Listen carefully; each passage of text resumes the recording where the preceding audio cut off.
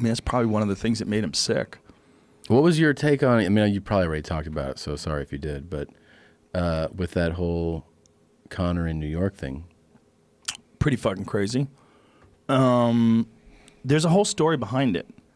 And the story behind it is that Artem Lobov, who is one of Conor's stablemates, had an issue with Khabib Nurmagomedov because he said something in an interview that Khabib pulls out of fights, and that Conor's the real fighter, and that Khabib's a coward.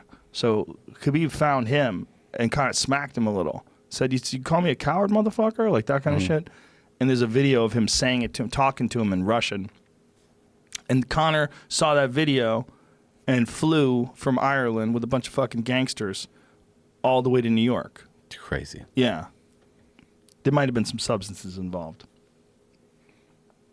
Not good, though. No. I mean, he literally might wind up in jail. It's entirely possible that New York's going to prosecute him.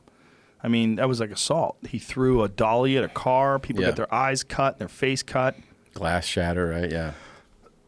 Yeah, and luckily it wasn't. I mean, I don't want to say it's any better that men get cut, but imagine if he did it to Rose Namajunas. She's this beautiful little 24-year-old girl who's a world champion. What if she got cut by the glass? What if he ruined her career? Yeah. Like, what if she never got to fight again? What if the glass cut her eye and we lost Rose? And that would have been the day of or day before a fight, too. The day before a fight. Yeah. She thought about pulling out of the fight.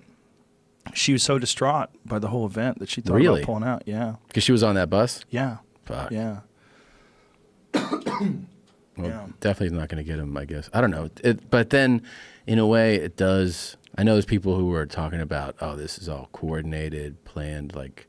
Seems like it, right? Press thing. Yeah, I mean, you can definitely see how it could be. It's not. It doesn't. But I mean, yeah. It's not. It's just not.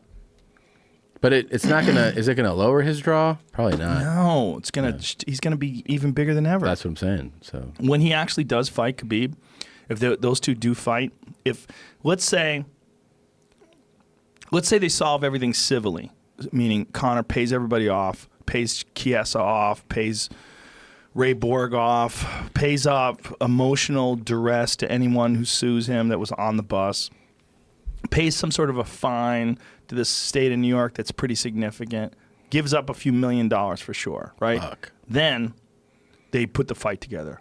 Oh yeah. It's going to be giant. It's gonna be giant. Maybe that would be the rule.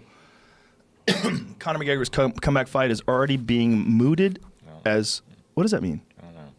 As the biggest record breaker in UFC history. I've never seen that word, mooted. Have you ever seen it? I think it means touted, but I've never seen it either. The biggest record breaker in UFC history. Yeah, it will be if he fights Khabib. Yeah. Experts are predicting he'll be back in the octagon within a year. Okay, that's a year from now. That's not like a much of a stretch. That's a crazy prediction. Yeah, 6 to 12 months is what I just saw in maybe 81,000 seat stadium in Moscow. That's what they're going to do? Potential. I mean, it's not signed, obviously, but that's what this article You know where we're going to be?